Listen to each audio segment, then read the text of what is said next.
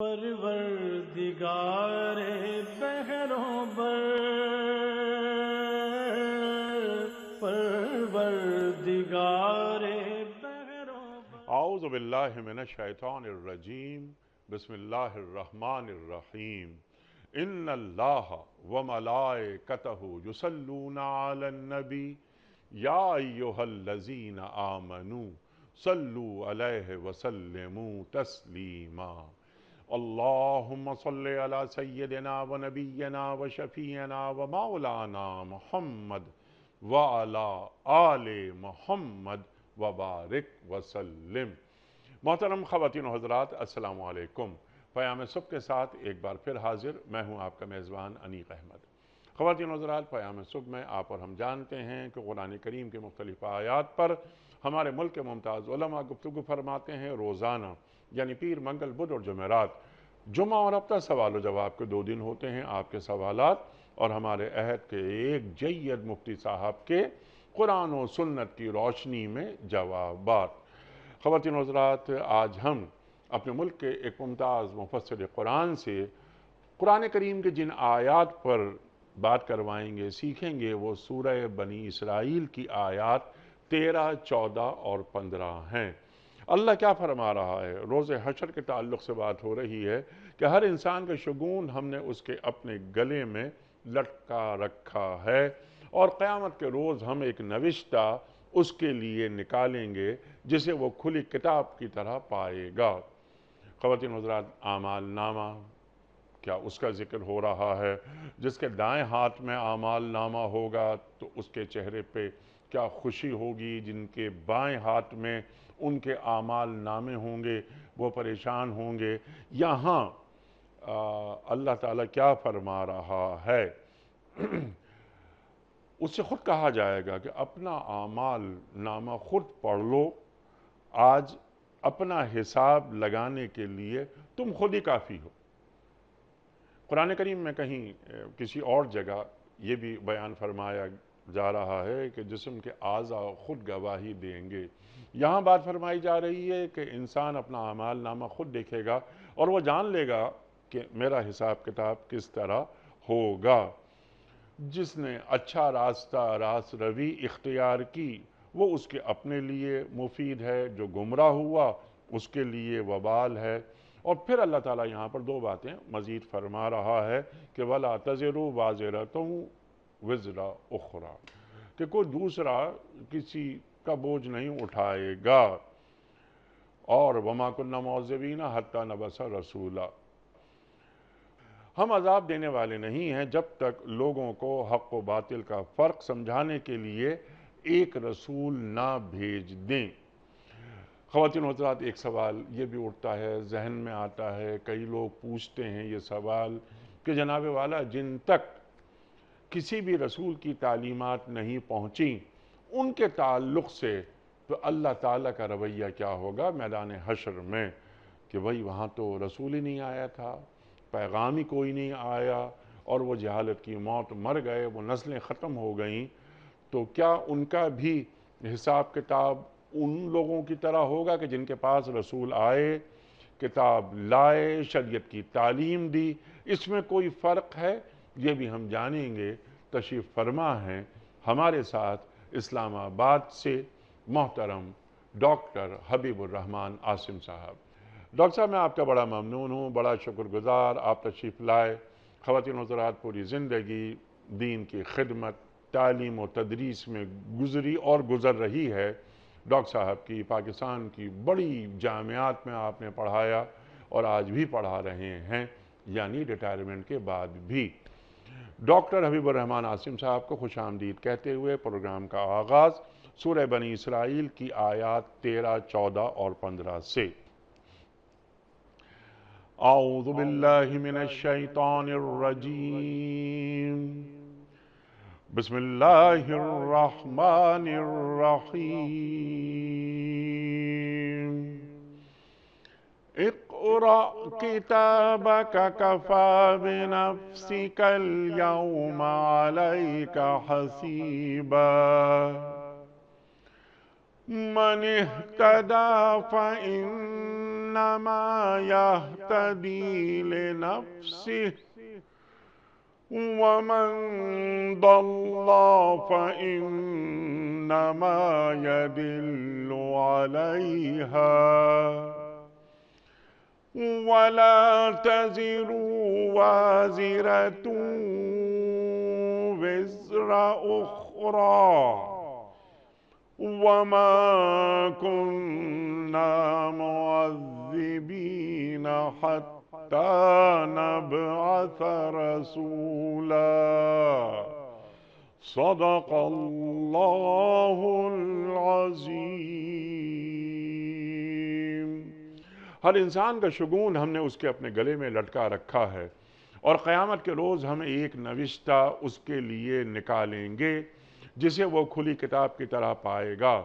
پڑھ اپنا نامہ اعمال، آج اپنا حساب لگانے کے لیے تو خود ہی کافی ہے۔ جو کوئی راہ راست اختیار کرے اس کی راست روی اس کے اپنے لیے ہی مفید ہے، اور جو گمراہ ہو اس کی گمراہی کا وبال اسی پر ہے۔ کوئی بوجھ اٹھانے والا دوسرے کا بوجھ نہیں اٹھائے گا، اور ہم عذاب دینے والے نہیں ہیں جب تک لوگوں کو حق و باطل کا فرق سمجھانے کے لیے ایک رسول نہ بھیج دیں۔ خواتین و حضرات، محترم ڈاکٹر حبیب الرحمن عاصم صاحب کی خدمت میں اس سے پہلے کہ ہم رکھیں آج کے پروگرام کے حوالے سے پہلا سوال، کل کے پوچھے گئے سوال کا درست جواب، اور آج کا سوال آپ کی خدمت میں۔ کل کا سوال ہمارا یہ تھا کہ صلح حدیبیہ کے موقع پر جو بیعت ہوئی اس کا کیا نام ہے؟ درست جواب بیعت رضوان۔ آج کا سوال نوٹ فرما لیجئے۔ ابو جہل کس غزوے میں مارا گیا تھا؟ غزوہ احد میں، یا غزوہ خندق میں، یا غزوہ بدر میں؟ جو درست جواب آپ سمجھتے ہوں روانہ فرمائیے۔ ہمارے فون نمبرز ہیں 00922134527 ہمارا دوسرا فون نمبر ہے 0092234300980 ہمارا ای میل ایڈریس ps@dunyatv.tv ہمارا SMS کا نمبر 3031 اور ہمارا واٹس ایپ کا نمبر ہے 00923258250194۔ ڈاکٹر صاحب ارشاد فرمائیے، اللہ کیا فرما رہا ہے سورہ بنی اسرائیل کی آیت نمبر 13 میں؟ یہ یوم حشر ذکر ہو رہا ہے، اس کا اعمال نامہ، اس کے تعلق سے ہمارا دین ہماری کیا تعلیم کرتا ہے؟ ارشاد۔ بسم اللہ الرحمن الرحیم۔ سب سے پہلے تو آپ کا بھی شکریہ اور اللہ رب العزت کا شکر عظیم کہ اس نے ہمیں اپنی کتاب پڑھنے کی توفیق بھی دی، اسے سمجھنے کی توفیق بھی دی، اور اس پر عمل کرنے کی جو ہمسائی اور کوشش کرتے ہیں اس کی توفیق بھی اسی اللہ کی طرف سے ہے۔ اس دعا کے ساتھ کہ اے اللہ ہم تیری کتاب کو جو سمجھ پائے اس کو مزید بہتر بنا، اور جو سمجھ پائے اس پر عمل کرنے کے لیے ہمارے لیے آسانی فرما۔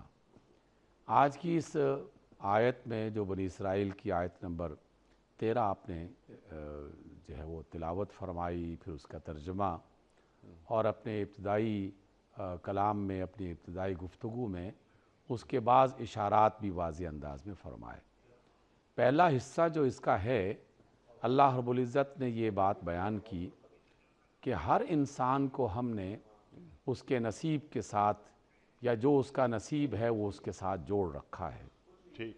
اس کے لیے 2-3 الفاظ استعمال کیے گئے۔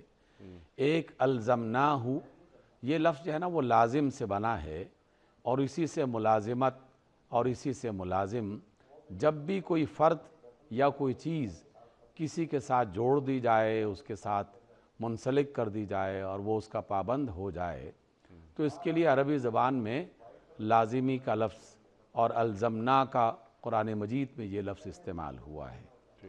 طائر کا جو لفظی معنی ہے، ویسے تو اڑنے والی کسی بھی چیز کو طائر کہا جا سکتا ہے، اور اسی وجہ سے تمام پرندوں کو طائر کہا گیا، لیکن وہ تمام باتیں اور وہ تمام چیزیں جو انسان کے ساتھ کسی بھی طرح سے منسلک ہو جائیں اور اس کے ساتھ جڑ جائیں اور اس کا حصہ بن جائیں، اس کے لیے بعض اوقات ہم نصیب کا لفظ اور قسمت کا لفظ بھی استعمال کرتے ہیں۔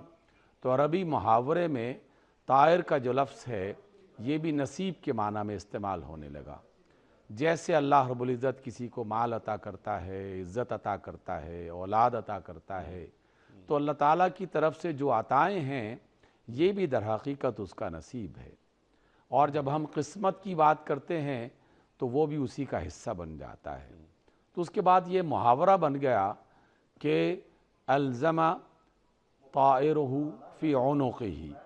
عربی زبان میں اور دنیا کی تمام زبانوں میں یہ ایک عام سا قانون ہے کہ کچھ لفظوں کے ابتدائی معانی تو بہت ہی الگ انداز کے ہوتے ہیں اور مادی دنیا میں اس کے الگ الگ معنی تلاش کیے جاتے ہیں، لیکن جب وہ محاورہ بن جائے تو پھر اس کا ایک دوسرا معنی جو مجازی ہوتا ہے وہ استعمال کیا جاتا ہے۔ تو اس لیے اس آیت کے پہلے حصے میں اللہ رب العزت نے یہ بات ارشاد فرمائی کہ ہم نے ہر انسان کی قسمت اور اس کا نصیب اس کے ساتھ جوڑ رکھا ہے۔ اللہ رب العزت چونکہ قادر مطلق ہے اور آنے والے تمام زمانوں کا علم رکھتا ہے، اس لیے کس انسان کے نصیب میں کیا ہوگا، کب ہوگا، کیسا ہوگا، وہ سب جانتا ہے۔ اس کی بنیاد پر یہ فیصلہ نہیں کیا جائے گا، یہ تفسیر نہیں سمجھی جائے گی کہ اللہ تعالیٰ نے انسان کو تو مجبور محض بنا رکھا ہے، تو جب اس کی قسمت اور نصیب پہلے سے ہی لکھا جا چکا تو پھر قیامت کے روز حشر کے میدان میں میزان قائم کرنا، اس کا حساب کتاب لینا، پھر جزا سزا کا فیصلہ کرنا، اس کی کیا حقیقت رہ جاتی ہے۔ تو اس اعتبار سے یہ آیت سمجھنے کی بہت ضرورت ہے کہ اللہ رب العزت نے جس انسان کو بھی دنیا میں تخلیق کیا، اس کے وہ ماضی کو بھی اور اس کے حال کو بھی اور اس کے مستقبل کو وہ جانتا ہے۔ البتہ کچھ چیزیں اللہ تعالیٰ نے اپنی قدرت کاملہ سے اپنے اختیار میں رکھی، اس میں انسان کو با اختیار نہیں بنایا، اور ہم نے یہ بات اپنے مختلف پروگراموں میں کئی بار ذکر کی اور آپ نے بھی اس کی طرف بڑی وضاحت کے ساتھ چیزیں بیان کی ہیں۔ جیسے انسان کی زندگی اور موت، یہ فیصلہ اللہ رب العزت نے روز اول سے کر دیا ہے، لیکن جہاں کہیں سزا اور جزا کا فیصلہ ہوگا، نیکی اور بدی کو اختیار کرنے کی بات ہوگی، تو وہاں اللہ رب العزت کی طرف سے کئی مقامات پر یہ بات بیان کی گئی ہے کہ انسان کو دنیا میں بھیجتے ہوئے جہاں عقل دی گئی، جہاں سوچنے سمجھنے کی صلاحیت دی گئی، وہیں اسے ان چیزوں پر عمل کرنے کا کلی اختیار بھی دیا گیا ہے۔ اور جو شخص بھی سوچ سمجھ کر اور جان بوجھ کر کسی بھی راستے کو اور کسی بھی کام کو اختیار کرتا ہے تو اس کے اس اختیار کرنے کی بنا پر یا جزا کا فیصلہ کیا جائے گا یا سزا کا فیصلہ کیا جائے گا۔ اس لیے اللہ رب العزت نے پہلی بات کو واضح کرتے ہوئے یہ فرمایا کہ ہم نے ہر ایک انسان کی قسمت اور اس کا نصیب اس کے ساتھ جوڑ کے رکھا ہوا ہے، اور یہ جوڑنے کا عمل جو ہے اس نے اپنی قدرت سے مختلف انداز میں اس کو اختیار کیا۔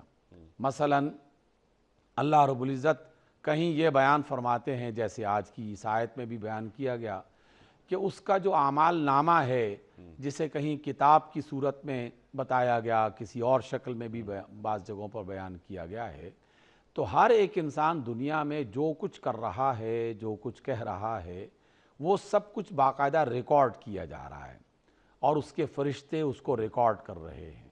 یہ ریکارڈ شدہ پوری کتاب قیامت کے روز اللہ رب العزت فرماتے ہیں کہ اس کے سامنے کھول کے رکھ دی جائے گی، اور ہر ایک انسان کو، چاہے وہ پڑھا لکھا ہو یا ان پڑھ ہو، اسے یہ قدرت عطا کر دی جائے گی کہ وہ اپنی لکھی ہوئی کتاب اور اپنا لکھا ہوا اعمال نامہ دیکھ بھی سکے گا، اسے پڑھ بھی سکے گا۔ اس لیے ہم اس کتاب کو، اللہ کے کہنے کے مطابق، ہم اس کی لکھی ہوئی کتاب کو اور اس کے اعمال نامے کو قیامت کے روز کھول کے اس کے سامنے پیش کر دیں گے، اور اس سے کہیں گے کہ اقرأ کتابک، اپنی کتاب، اپنا اعمال نامہ خود پڑھ، اور کفا بنفسک الیوم علیک حسیبا، اور تیرا حساب کرنے کے لیے، تیرے معاملات کو فیصلہ کن انداز میں پہنچانے کے لیے، تجھے بتانے کے لیے یہی تیری کتاب ہی کافی ہے۔ اگرچہ اللہ تعالیٰ نے اور بھی بے شمار اہتمام کر رکھے ہیں تاکہ انسان کی جزا سزا کا جو بھی فیصلہ کیا جائے اسے گواہوں کی شکل میں باقاعدہ اس کے سامنے پیش کیا جائے گا، اور جیسے آپ نے بھی انٹرو میں بتایا کہ اس کے ہاتھ پاؤں اس کی گواہی دیں گے، اس کی جسم کی جلد اس کی گواہی دے گی، اس کے جسم کے اعضاء اس کے گواہی دیں گے۔ گویا کہ اللہ رب العزت جو کہ بہت ہی عادل اور انصاف کرنے والا حاکم ہے، لیکن اس کے باوجود اس نے اپنی عدالت عالیہ میں ہر اس چیز کا اہتمام کر رکھا ہے جس کی بنا پر صحیح فیصلہ بھی ہو، اور اس صحیح فیصلے کے خلاف کوئی شخص نہ کچھ کہہ سکے نہ کچھ سوچ سکے۔ اس پر اسے یقین ہی کرنا پڑے گا کہ جو فیصلہ میرے حق میں یا میرے خلاف کیا جا رہا ہے وہ بالکل صحیح اور درست فیصلہ ہے۔ گواہ موجود ہوں گے، کتاب لکھی ہوئی موجود ہوگی، اعمال نامے کو وہ خود پڑھ کے اس بات کا اقرار کر لے گا کہ ہاں یہ سب کچھ ہو چکا اور میں یہ سب کچھ کر چکا۔ تو اس وجہ سے اللہ تعالیٰ نے در حقیقت اس آیت میں انسان کو متنبع کیا ہے کہ اے انسان جو زمین پر جتنا وقت بھی زندگی کا گزار رہا ہے، تو یہ مت سمجھنا کہ بس دنیا کی یہ زندگی گزر گئی تو سو گزر گئی، کوئی نہ پوچھے گا نہ سوال کرے گا، اور اگر کوئی سوال کرے گا بھی تو ہم کوئی بھی جواب دے دیں گے اور وہ اسے ماننا ہی پڑے گا، اور ہم اپنی طرف سے رشوت کا یا گواہوں کی خریداری کا کوئی ایسا چکر چلائیں گے جیسے دنیا میں چل رہا ہے۔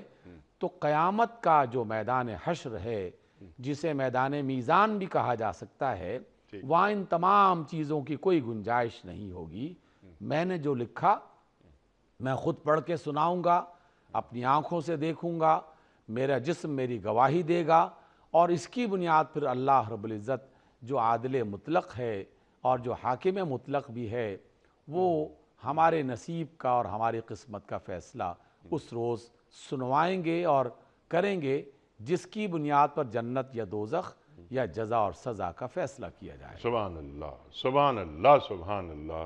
ڈاکٹر صاحب بالکل واضح کر دی آپ نے بات، یعنی ہر انسان اپنے حساب کتاب کو خود جان لے گا کہ میرا اعمال نامہ میرے سامنے ہے اور انکار ممکن ہی نہیں ہوگا اس کے لیے۔ آپ نے بالکل واضح کر دی یہ بات۔ اب ہم کیونکہ 4-5 پوائنٹس ہیں بڑے بڑے، ہم چاہتے ہیں کہ جلدی سے ہم آگے چلے جائیں، لیکن ایک بات سے بھی واضح کر دیجئے گا کہ قرآن کریم کسی اور جگہ بھی یہ بات کہتا ہے کہ دائیں ہاتھ میں اعمال نامہ کس کے ہوگا اور بائیں ہاتھ میں اعمال نامہ کس کے ہوگا۔ ذرا اسے واضح کر دیجئے، پھر ہم فوراً آگے چلے جاتے ہیں۔ انیق بھائی، یہ جو آپ نے بات فرمائی ہے، قرآن مجید میں واقعی اس کا ذکر موجود ہے، اور رسول اللہ صلی اللہ علیہ وسلم کی سیرت طیبہ اس کی طرف ایک بڑے خوبصورت انداز میں وضاحت کرتی ہے کہ اللہ رب العزت کے ہاں دایاں پہلو، دایاں بازو، دایاں کا جو لفظ ہے یہ ہمیشہ خیر کے لیے، اچھائی کے لیے، نیکی کے لیے استعمال ہوا ہے، اور بایاں بازو، بائیں لوگ، بائیں طرف اور بائیں حصے سے کوئی کام کرنا، اس کو ہمیشہ نسبتاً شر یا اس سے ملتے جلتے کسی عمل کے لیے استعمال کیا جاتا ہے۔ یہی وجہ ہے کہ آپ صلی اللہ علیہ وسلم کی وہ تمام سنتیں جو کھانے پینے سے تعلق رکھتی ہیں، جو کام کرنے کے آغاز سے تعلق رکھتی ہیں، تو آپ صلی اللہ علیہ وسلم کا معمول تھا کہ ہمیشہ دائیں سے اسے شروع کیا کرتے تھے۔ سبحان اللہ۔ کھانا کھانا ہے تو سیدھے ہاتھ سے کھانا ہے، اور بایاں جو ہے اس کو نسبتاً پسند نہیں کیا گیا، حالانکہ یہ دونوں ہی اللہ ہی کی طرف سے ہیں، لیکن اللہ کے رسول صلی اللہ علیہ وسلم نے اپنے عمل کے ذریعے سے اور قرآن مجید میں اس کو جو دایاں حصہ ہے اس کو پریفر کیا گیا، اس کی فضیلت کو بیان کیا گیا۔ تو ہم اہل ایمان جو رسول اللہ کو مانتے ہیں، اللہ کو مانتے ہیں، ہمیں اس بات کی کوشش کرنی چاہیے کہ جو بھی اچھا اور خوش آئند اور بابرکت کام ہے اس کے لیے اپنے دائیں ہاتھ کو، دائیں پاؤں کو، دائیں جانب کو استعمال کیا جائے۔ کھانا بھی تقسیم کیا جائے تو دائیں طرف سے شروع کیا جائے، کسی مسجد میں داخل ہونا ہے، گھر میں داخل ہونا ہے تو دائیں طرف سے اس کا آغاز کیا جائے گا۔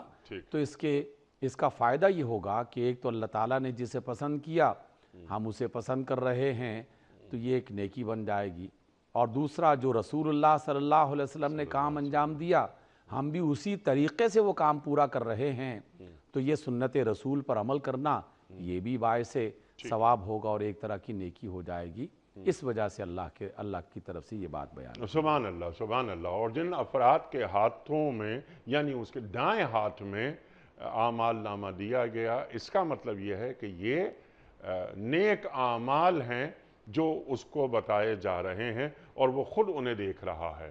ٹھیک ہے ڈاکٹر صاحب؟ جی بالکل. ٹھیک ہے نا. اچھا اب ڈاکٹر صاحب آگے آ رہے ہیں. اچھا اب اللہ تعالیٰ بات فرما رہا ہے کہ جو کوئی نیک راہ سیدھی راہ اختیار کرے گا تو اس کا فائدہ اسی کو ہے، اور اگر کوئی شخص گمراہی میں مبتلا ہوا تو اس کا وبال بھی اسی پر ہے. پھر اللہ تعالیٰ فوراً اگلی بات بیان فرما دیتا ہے اور واضح کر دیتا ہے، اصول دے دیتا ہے کہ وَلَا تَزِرُ وَازِرَةٌ وِزْرَ أُخْرَى، کہ کوئی دوسرا کسی کا بوجھ نہیں اٹھائے گا، اپنا اپنا بوجھ خود اٹھانا ہے. ذرا اسے واضح کر دیجئے. انیک بھائی اس میں پہلا حصہ جو ہے کہ من اہتدی فإنما یہتدی لنفسہ، جی ہاں. اصل میں یہ ان تمام سننے اور سمجھنے والے افراد کے لیے ہے کہ جن کے سامنے اللہ کی بات، اللہ کے رسول کی بات بیان کی گئی ہو صلی اللہ علیہ وسلم، اور ان میں سے کچھ یہ گمان کر رہے ہوں کہ اگر ہم نے اللہ کے رسول کی بات مان لی تو گویا ہم نے ان پر کوئی احسان کر دیا ہے. اللہ اکبر. تو انہیں یہ بات بتائی جا رہی ہے کہ حقیقت میں تم نے اگر اللہ کے رسول کی بات کو مانا ہے تو اس میں اللہ کے رسول کا کوئی فائدہ نہیں ہے، بلکہ اس میں تمہارا ہی اپنا بھلا ہے اور تمہارے ہی یہ کام آئے گا، یہ کام جو تم نے اختیار کیا ہے.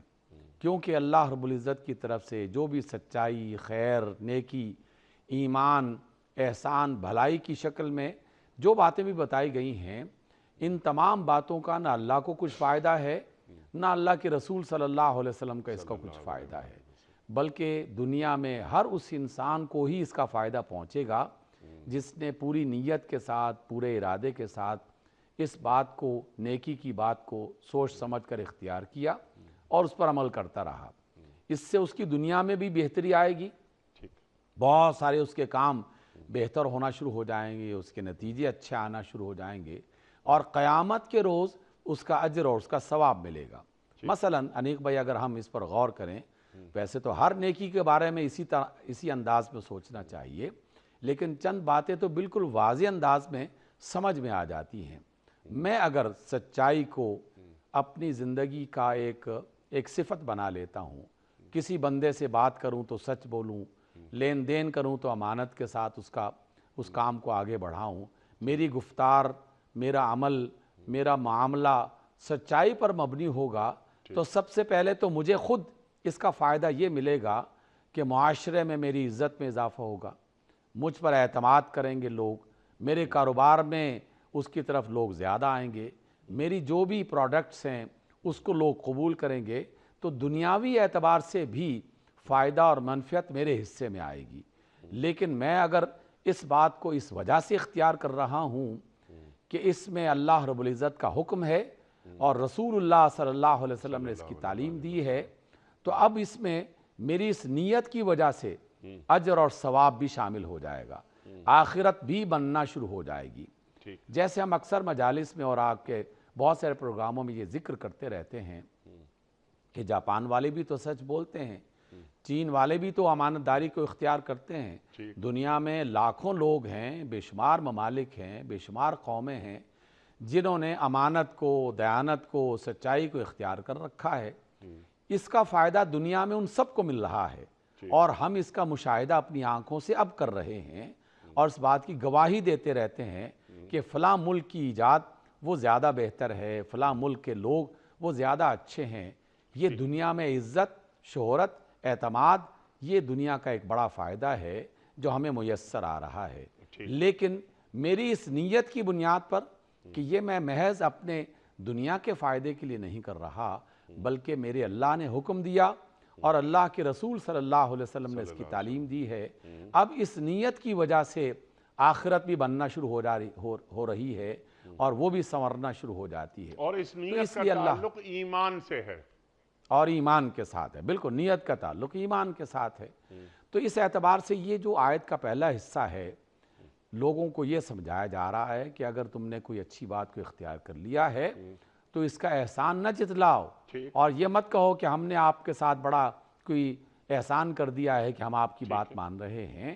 یہ حقیقت میں خود اپنے ساتھ ایک اچھا عمل کر رہے ہو، اور اپنے اوپر ایک احسان ہے کہ میں اپنے معاملات کو سدھارنے اور سنوارنے کی کوشش کر رہا ہوں۔ سبحان اللہ۔ ڈاکٹر صاحب، اس ایک بات لیے اور ہم آپ سے سیکھنا چاہ رہے ہیں کہ یہاں پر نیکی کی بات، نیک کاموں کی بات آپ نے فرمائی۔ نیکی کی تعریف کیا ہے؟ نیکی صرف وہ نیکی ہے جو اللہ اور اللہ کے رسول صلی اللہ علیہ وآلہ وسلم نے ہمیں تعلیم فرمائی۔ اپنی مرضی سے کیا کوئی نیکی گھڑی جا سکتی ہے؟ دیکھیے، جہاں بھی نیکی کا لفظ استعمال کیا جائے گا اس میں اللہ اور اس کے رسول صلی اللہ علیہ وسلم خود شامل ہو جائیں گے۔ ان کی مرضی، ان کا حکم، ان کی چاہت، بس وہی نیکی بن جائے گی۔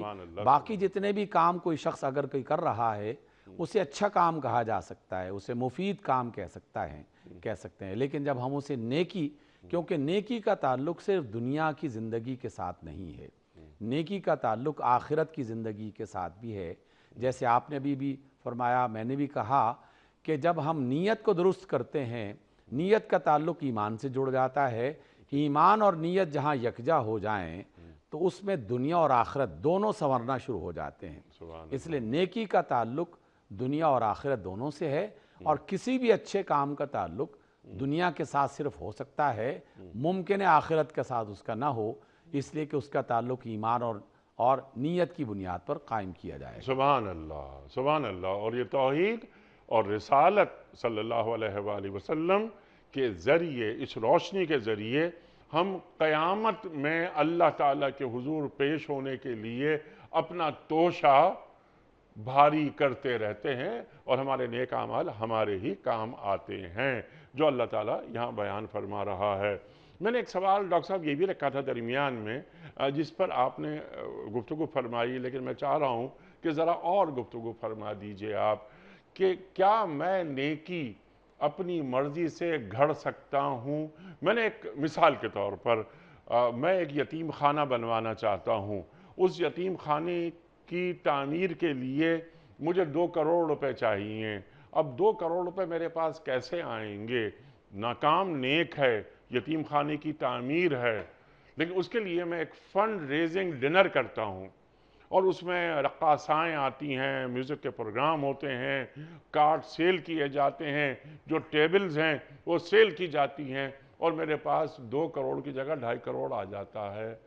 تو میں نے ایک غلط طریقے سے نیک کام کی بنیاد رکھی، تو کیا اس کی اجازت دین دیتا ہے؟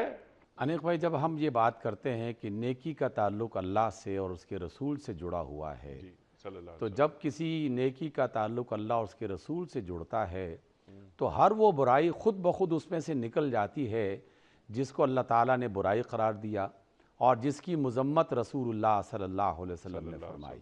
اور یہ بات تو آپ علیہ السلام کی بعثت سے پہلے بھی وہ لوگ بھی جانتے تھے جو بت پرست تھے۔ تاریخ میں یہ بات لکھی ہوئی ہے اور کوئی اس کا انکار نہیں کر سکتا کہ خانہ کعبہ کی تعمیر کا جب عمل شروع ہوا تو مکہ کے بت پرستوں نے بھی جب اس میں اپنے مال کا حصہ ڈالنا شروع کیا تو سب لوگوں نے باقاعدہ اس بات کا اہتمام کیا کہ تعمیر کعبہ میں کوئی حرام مال شامل نہ کیا جائے۔ سبحان اللہ۔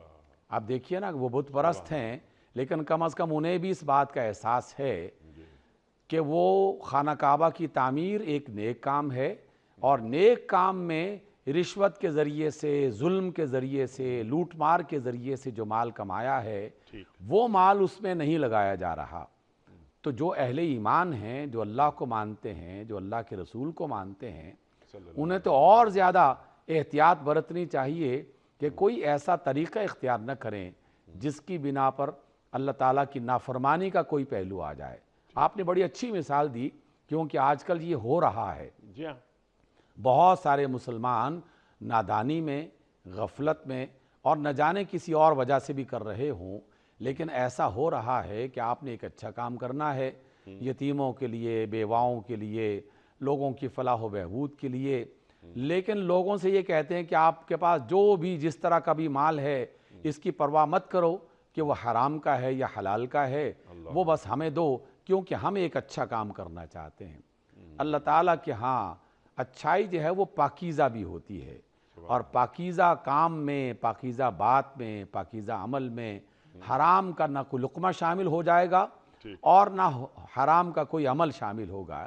اس لیے وہ رقاصاؤں کی شکل میں اور اس کے علاوہ بھی جو بھی طریقے ہیں وہ اختیار کیے جا رہے ہیں۔ آج کل بہت سے لوگ نادانی میں کر رہے ہیں، بہت سے لوگ اللہ تعالیٰ کی بغاوت میں کر رہے ہیں، لیکن محض دوسروں کو دھوکہ دینے کے لیے انہوں نے کچھ نام اچھے سے بنا رکھے ہیں، اور اللہ تعالیٰ کی نافرمانی کو بالکل واضح انداز میں، باغیانہ انداز میں اختیار کر رکھا ہے انہیں اس بات کے بارے میں فکر مند ہونا چاہیے، کیونکہ وہ نیکی ان کے لیے وبال جان بن سکتی ہے، آخرت میں جزا کے بجائے ان کے لیے سزا کا موجب بن سکتی ہے، کیونکہ ایک چیز کو انہوں نے محض لوگوں کو دھوکہ دینے کے لیے اختیار کی، لیکن حقیقت میں وہ اس کی آڑ میں اللہ کی بغاوت اور اللہ تعالیٰ کی نافرمانی کے عمل کو فروغ دے رہے ہوتے ہیں۔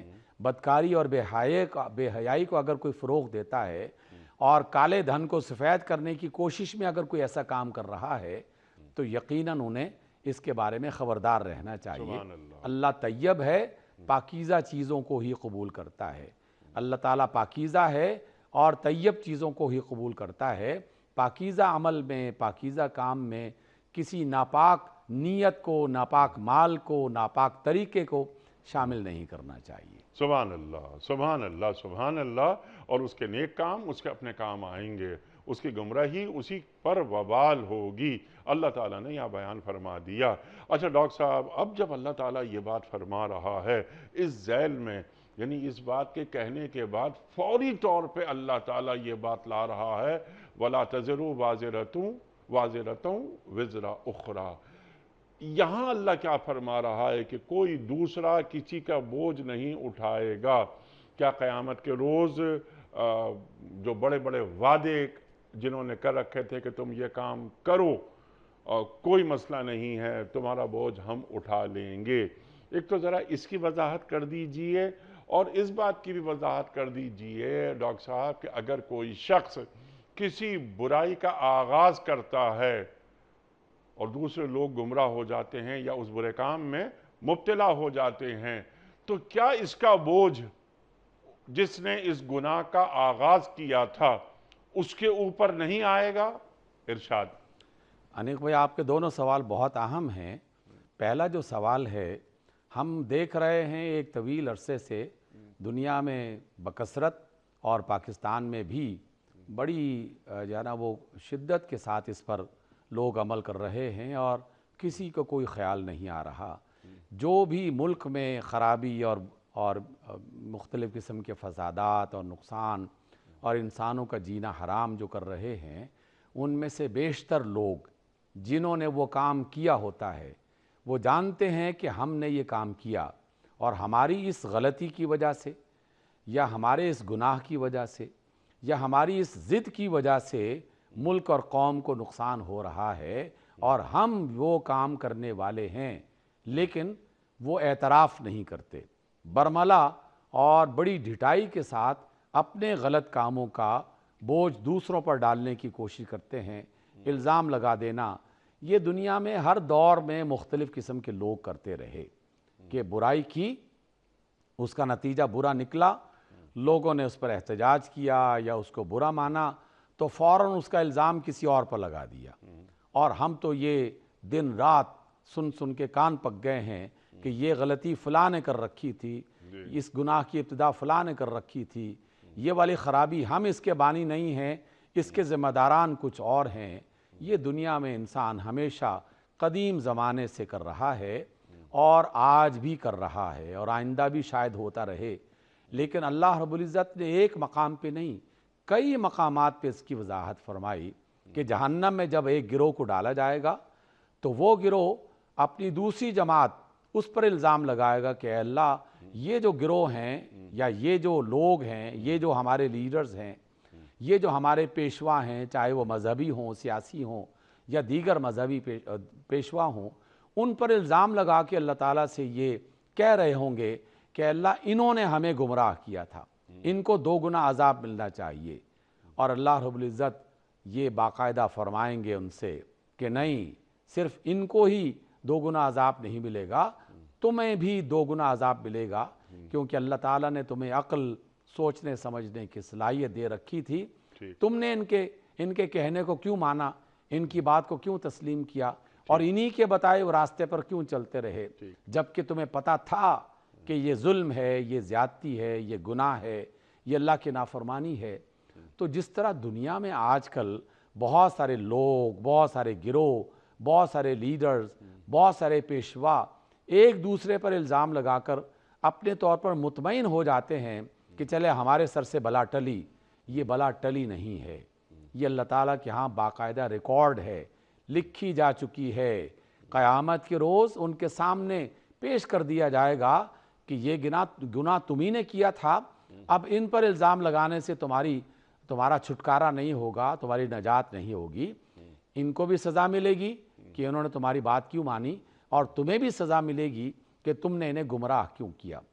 جو دوسرا سوال آپ کا ہے وہ بھی بہت اہم ہے، اور اس اعتبار سے ہے کہ اللہ نے اور اللہ کے رسول صلی اللہ علیہ وسلم نے کئی مقامات پر اس کی بھی وضاحت کی کہ لوگوں، کسی بھی برائی اور گناہ کا آغاز مت کرو اور اس کے حصے دار مت بنو، کیونکہ جس برائی کا، جس گناہ کا تم نے آغاز کیا، تو جب تک وہ برا عمل چلتا رہے گا تو جتنے لوگ بھی آپ کی وجہ سے اس برائی میں مبتلا ہوئے، تو حقیقت میں وہ برائی صرف انہوں نے کی نہیں بلکہ وہ آپ کی وجہ سے کر رہے ہیں۔ تو حقیقت میں اس آیت میں بھی وہی بات کہی گئی ہے کہ میں اگر کسی دوسرے کی برائی میں سے حصہ دار بن رہا ہوں تو اس کی وجہ یہ نہیں ہے کہ اس نے گناہ کیا تھا اور مجھے اس کی سزا مل رہی ہے، اس کا سبب یہ ہے کہ اس گناہ کا آغاز میں نے کیا تھا، اس کی تعلیم میں نے دی تھی، اس کا راستہ میں نے دکھایا تھا، تو یہ میرا ہی گناہ ہے جو پلٹ کے میری طرف واپس آ رہا ہے۔ تو اس اعتبار سے کوئی شخص ایسا نہیں ہے کہ جو دوسروں کے گناہوں کا بوجھ اٹھائے گا، لیکن جس نے کسی برائی کی بنیاد رکھی اور کچھ لوگوں نے اس کی بات مانتے ہوئے اس برائی کو فروغ دینا شروع کر دیا اور اسے آگے بڑھانا شروع کر دیا، تو وہ اس کے ساتھ حصے دار ہو جائیں گے۔ اس میں ایک تیسرا پہلو بھی جو آپ کے دوسرے سوال کا حصہ ہے وہ بھی آ جاتا ہے اور واضح ہو جاتا ہے کہ پہلے بھی کچھ ایسے لوگ تھے اور آج بھی بہت سارے ایسے لوگ ہیں جن میں خصوصی طور پر کچھ دانشور اور کچھ مذہبی پیشوا، چاہے ان کا کوئی بھی نام ہو، ہمیں کسی سے کوئی غرض نہیں ہے، لیکن وہ لوگوں کو دھوکہ دینے کے لیے یہ راستہ اختیار کرتے ہیں اور اپنے تئیں یہ کہہ رہے ہوتے ہیں کہ میں تمہیں جو بات کہہ رہا ہوں بالکل صحیح اور درست ہے اور اس کا تمہیں بہت اجر ملے گا، یہ بہت اچھا کام ہے، اور اگر قیامت کے روز خدا نہ خواستہ کوئی ایسی صورتحال پیش ہو گئی تو ہم ہیں تمہارے ضامن، ہم تمہیں اللہ کے عذاب سے بچا لیں گے۔ تو اللہ تعالیٰ نے ایسے لوگوں کی بھی شدید الفاظ میں مذمت فرمائی۔ کیسا وہ جرأت مند آدمی ہے کہ جو اللہ کے سامنے کھڑا ہونے کی بات کر رہا ہے اور بڑی ڈٹائی کے ساتھ کر رہا ہے اور کہتا ہے کہ ہم قیامت کے روز اللہ کے سامنے کھڑے ہو کر تمہیں اللہ کے عذاب سے بچا لیں گے۔ قرآن میں کتنی ہی آیات ہیں جس میں یہ بات کہی گئی کہ جبریل امین جیسے عظیم المرتبت فرشتے بھی وہاں کھڑے ہوں گے اور چپ سادے کھڑے ہوں گے، کسی کی مجال نہیں ہوگی کہ کوئی لفظ اپنی مرضی سے وہاں کہہ سکے۔ وہاں اللہ رب العزت جس کو اجازت دیں گے، جسے اذن دیں گے، جس سے کہیں گے کہ ہاں تم بولو، اور اس سے یہ بھی کہا جائے گا کہ خیر کے سوا کچھ نہیں بول سکتے، اچھائی کے سوا کچھ نہیں بول سکتے، تو وہاں تو اس بات کا کوئی سوال ہی پیدا نہیں ہوتا کہ دنیا کا کوئی ایسا جاہل آدمی عوام سے یہ کہے کہ ہم تمہارے بوجھ اٹھانے کے لیے تیار ہیں۔ یہ شیاطین کا وہ گروہ ہے جنہوں نے مختلف قسم کے لباس اور لبادے اوڑھ رکھے ہوتے ہیں، حقیقت میں وہ اپنی آخرت کو تباہ کر رہے ہیں دنیا میں چند سکوں کو حاصل کرنے کے لیے۔ دین فروشی ہوتی ہے۔ اللہ اکبر۔ لا تشترو، بہت بڑا گناہ ہے، بہت بڑا گناہ ہے۔ لا تشترو بے آیاتی ثمناً قلیلا، اللہ تعالیٰ کی آیات کو بہت کم قیمت پر بیچ دیا جاتا ہے۔ اللہ اکبر۔ ڈاکٹر صاحب یہ جو آپ نے بہت اہم بات فرمائی کہ کسی نے اگر کوئی بدکاری کا کوئی اڈا قائم کیا مثال کے طور پر، یا کسی کوئی برائی کا آغاز ہوا، تو جب تک وہ برائی آگے بڑھ رہی ہے جس کا آغاز اس کے ذریعے ہوا، اس کے اثرات یا اس جرم میں اس کا حصہ شامل ہوتا رہے گا۔ اللہ اکبر۔ اچھا ڈاکٹر صاحب، یہی معاملہ خیر کے ساتھ بھی ہے کہ اگر کوئی کسی کار خیر کا میں آغاز کر دوں اور جب تک وہ خیر کا عمل چل رہا ہے اس خیر میں سے میرے حصے کا خیر میرے پاس آتا رہے گا؟ انیق بھائی، یہ تو بہت ہی اچھی بات ہے، اس کو ضرور جو ہے وہ مزید واضح کرنا چاہیے اور اس کو سمجھنا چاہیے۔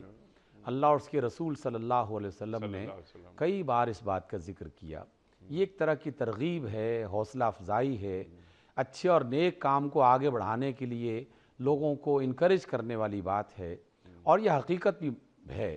اس وجہ سے جب بھی کسی شخص نے کوئی نیکی کی، کسی کام کا آغاز کیا، کسی اچھے کام کی بنیاد رکھی، چاہے وہ پانی کا کنواں کھود رہا ہے، چاہے وہ کسی اسکول کی بنیاد بنا رہا ہے، چاہے کسی اچھے کام کا آغاز کر رہا ہے، تو وہ ایک طرح کی ایسی انویسٹمنٹ کر رہا ہے جس میں خسارے کا سوال ہی پیدا نہیں ہوتا۔ جیسے جیسے وہ کام بڑھتا چلا جائے گا ویسے ویسے اس کا حصہ اس کو ملتا چلا جائے گا۔ انیق بھائی، ہم اپنی آج کی دنیا میں یہ دیکھ رہے ہیں کہ کسی شخص نے کسی ایسی چیز کا آغاز کیا جو ہمارے روزمرہ کے استعمال میں آ رہی ہے، تو جس نے کسی مشروب کا، کسی مشین کا، کسی کام کا آغاز کیا، وہ باقاعدہ مطالبہ کرتا ہے کہ میں تم سے اس کی قیمت نہیں لینا چاہوں گا، میں قیمت کے ساتھ ساتھ اس میں جو تمہیں منافع ملے گا اس منافع میں بھی اتنے فیصد حصہ دار بننا چاہتا ہوں۔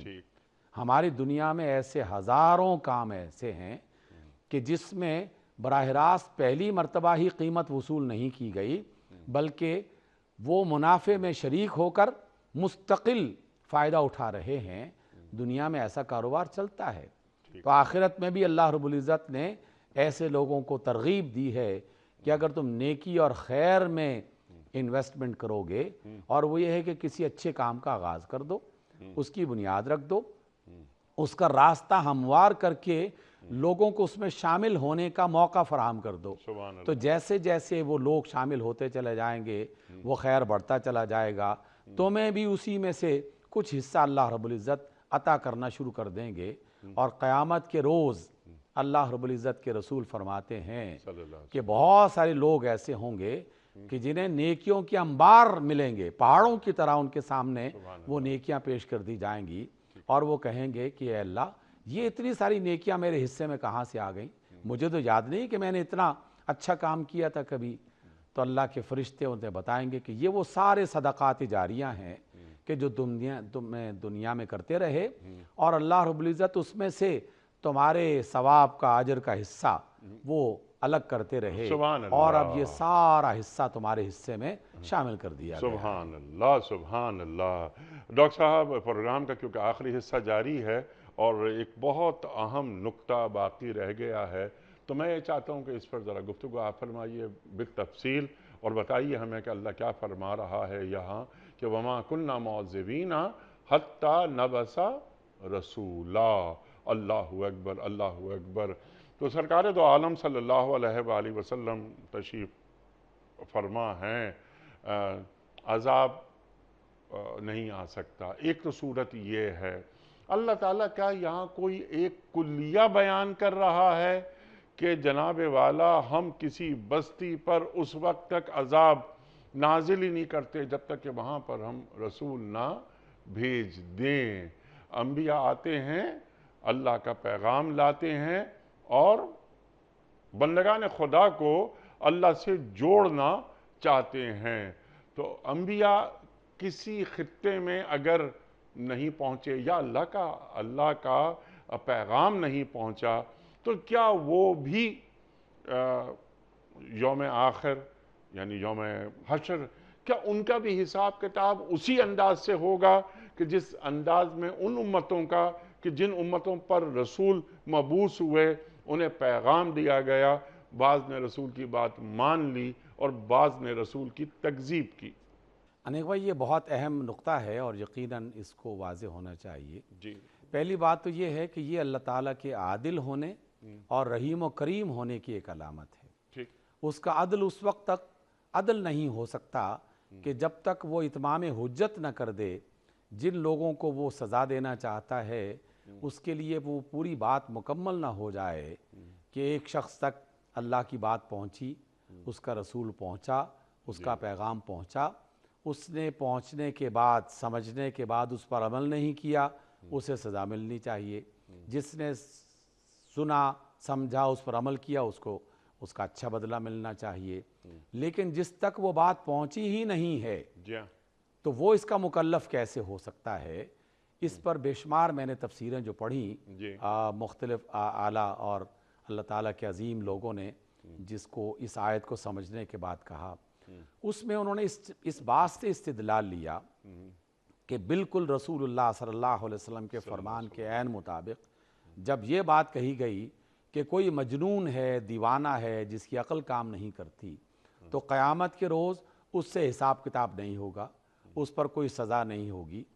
اس وجہ سے کہ اس نے کسی بات کو نہ سمجھا, نہ سنا, نہ اس کی بات جو ہے اس تک پہنچی.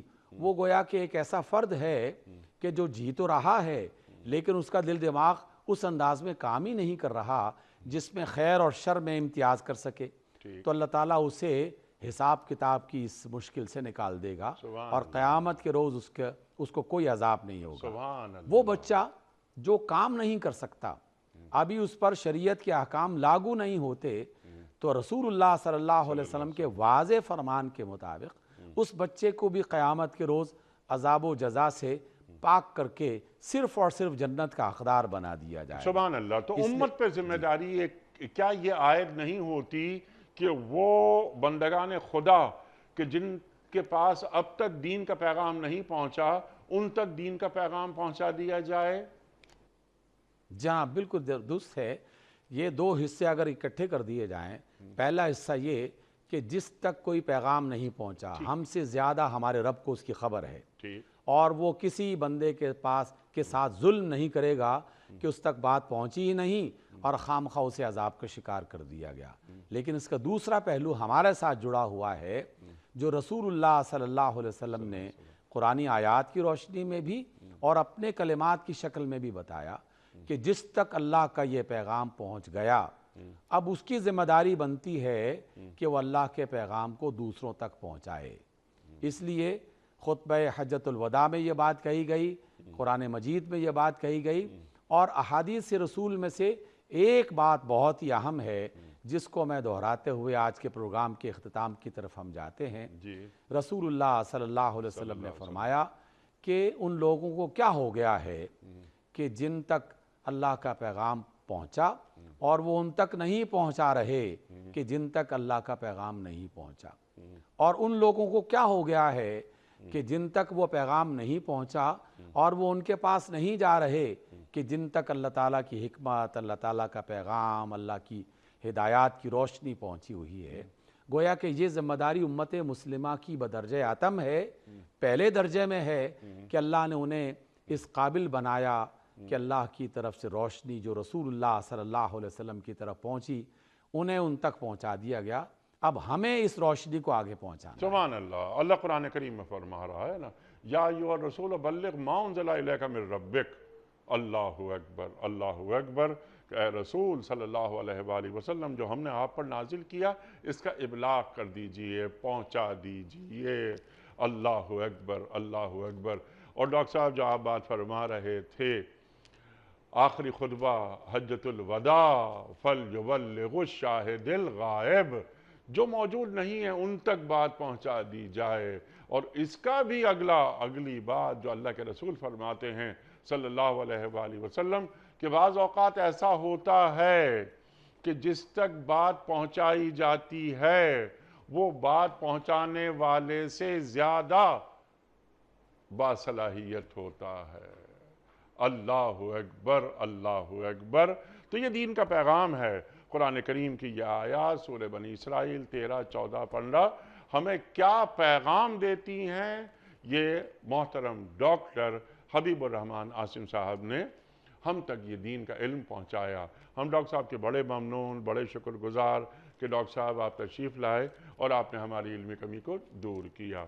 وقت یہاں مکمل ہوا، بہت ساری باتیں مزید ہو سکتی ہیں لیکن پروگرام کا وقت محدود ہے، آپ اور ہم جانتے ہیں۔